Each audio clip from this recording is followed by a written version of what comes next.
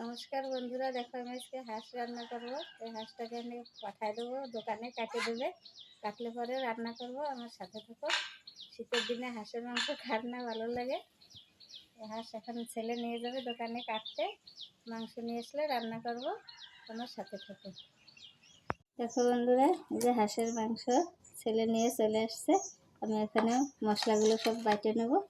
এইখানে দেখো পেঁয়াজ, জিরে, রসুন, আদা এগুলো সব পাটাকুটো আমি বাইটে নেব, সাথে থাকো।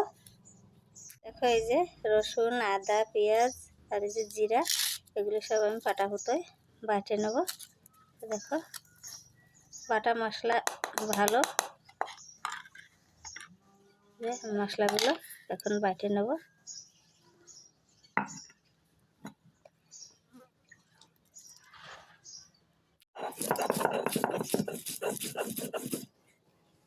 গ্রাইন্ডার করলে মশলাটা পুরো সেদ্ধ হয়ে যায়, আর বাটা মশলা সেটা খাইতেও আলাদা রকম টেস্ট। আদাগুলো ছেঁচে দেবো, নাহলে বাটা যাবে না।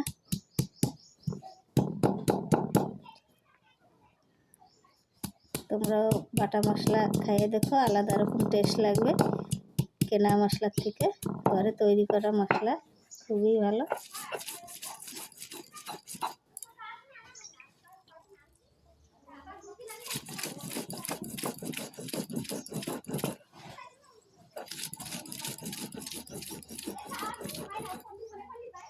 দেখো বন্ধুরা, আর এই যে আদা, রসুন, জিরে এগুলো সব বাটা হয়ে গেছে। পেঁয়াজ বাটিতে উঠায় নেব।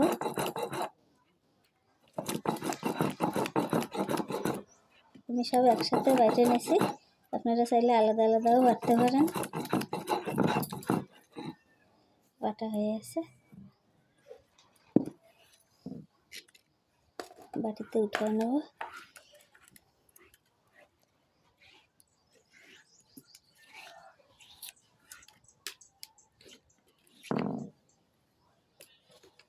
পুরো ঘরোয়া পদ্ধতিতে রান্না করবো আমি। এই দেখো সুন্দর বাটা হয়েছে, সাইডে সরাই দেবো। দেখো বন্ধুরা, এই যে আদা, রসুন, পেঁয়াজ, জিরা বাইটে নিয়ে ফিরে আইছি। এদিকে হাঁসের মাংসটা ধুয়ে রাখছি, এদিকে আলু কাটে রাখছি ধুয়ে। আর এখানে দেখো 3 রকম মশলা শুকনো খোলায় আমি এগুলো ভাজে নেব। আর এদিকে লবণ, তেজপাতা, ফোড়নে জিরে দেবো, হলুদ গুঁড়ো, লঙ্কা গুঁড়ো, তেল। এদিকে আমি উনুন ধরায় কড়াইটা বসাই দিছি, কড়াই গরম হয়ে গেছে। এই শুকনো খোলায় 3 রকম মশলা ভাজে নামাই নেব।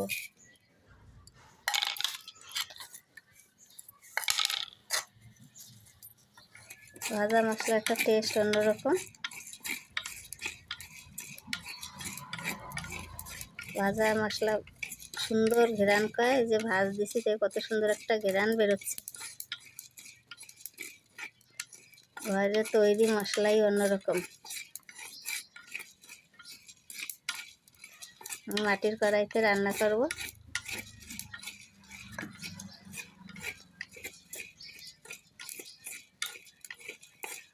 জিরেটা হয়ে গেছে, আমি নামাই নেব। বন্ধুরা, এই যে মশলাটা নামাই নিছি, এদিকে কড়াইটা বসাই দিছি। আমি কড়াইতে দিয়ে দেবো তেল, কাটে রাখা আলু ধুয়ে রাখছি, হলুদ গুঁড়ো, লবণ, আলুগুলো লাল লাল করে ভেজে নেব।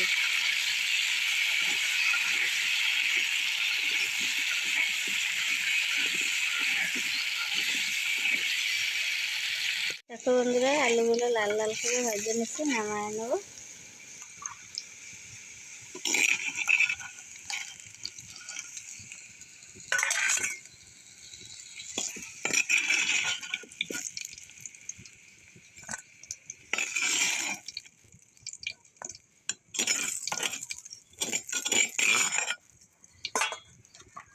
কড়াইতে আমি আবার তেল দিয়ে দেবো, তেজপাতা, জিরে,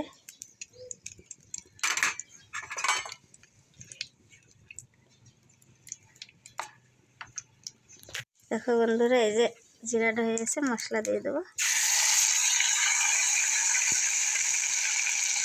বাটা মশলাটা আমি দিয়ে দিলাম, আস্তে আস্তে একটু কষায় নিতে হবে।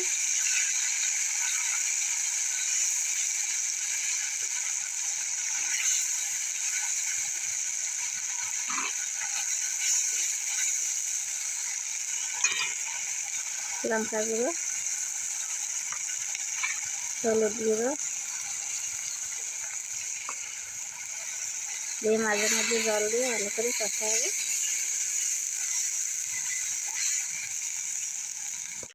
মশলা বাটা জলও দিয়ে দেবো।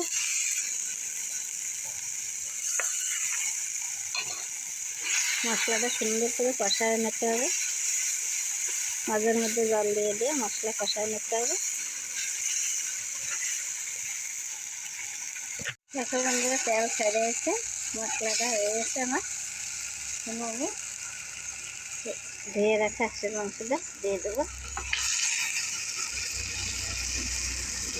স্বাদ মতো লবণ,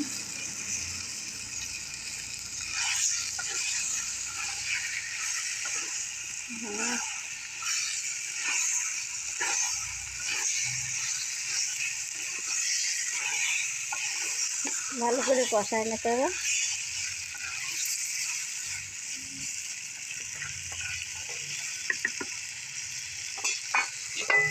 ঢাকা দিয়ে দিয়ে কষায় কষায় নেব। দেখো বন্ধুরা, ঢাকনাটা উঠে একটু নাড়াচাড়া করে দেবো।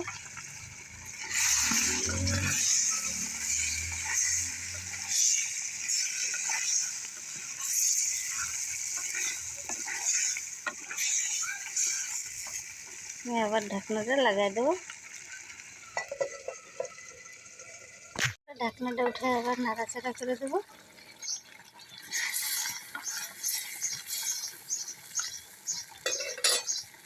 ভাজে রাখা আলুগুলো দিয়ে দেবো।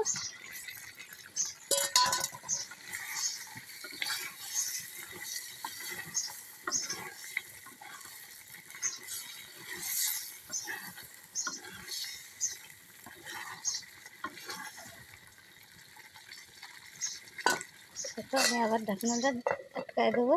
এদিকে আমি মশলাটা এই যে গুঁড়ো করে রাখছি, বাটিতে উঠাই নেব।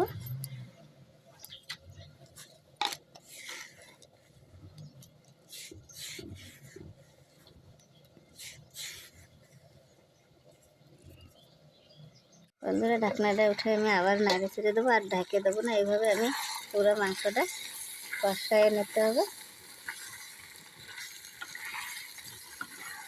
দেখো মাংস প্রায় কষানো হয়ে আসছে।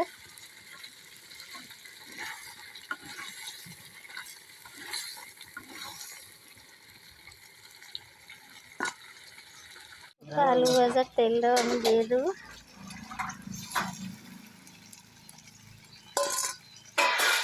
দিয়ে নাড়াচাড়া দিব আরো।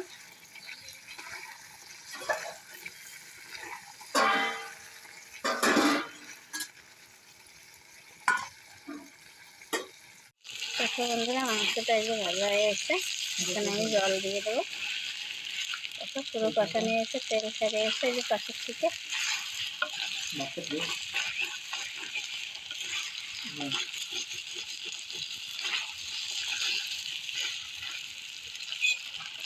জলটা দিয়ে দেবো।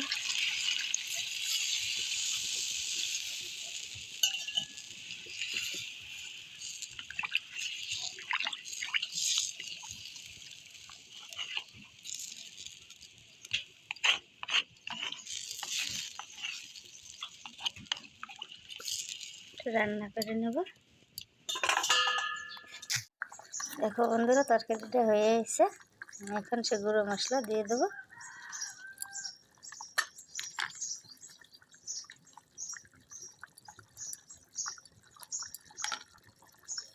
একটু নাড়াচাড়া দিয়ে আর একটু রান্না করে নামায় নেব।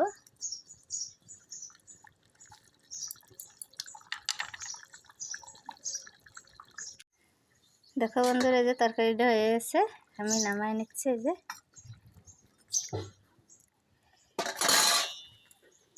নিত্য নতুন ভিডিও পাওয়ার জন্য লাইক করো, শেয়ার করো, কমেন্ট করো। আর তোমরাও বাড়ি এইভাবে রান্না করে খেয়ে আমাকে জানাও কেমন হয়েছে। দেখো খুব সুন্দর রান্না হয়েছে। শীতের দিন হাঁসের মাংস খুবই ভালো। তোমরাও ঘরে এইভাবে রান্না করে খাও। আর নতুন নতুন ভিডিও পাওয়ার জন্য লাইক করো, শেয়ার করো, কমেন্ট করো। এখন শুধু গরম ভাতে খাওয়ার পালা।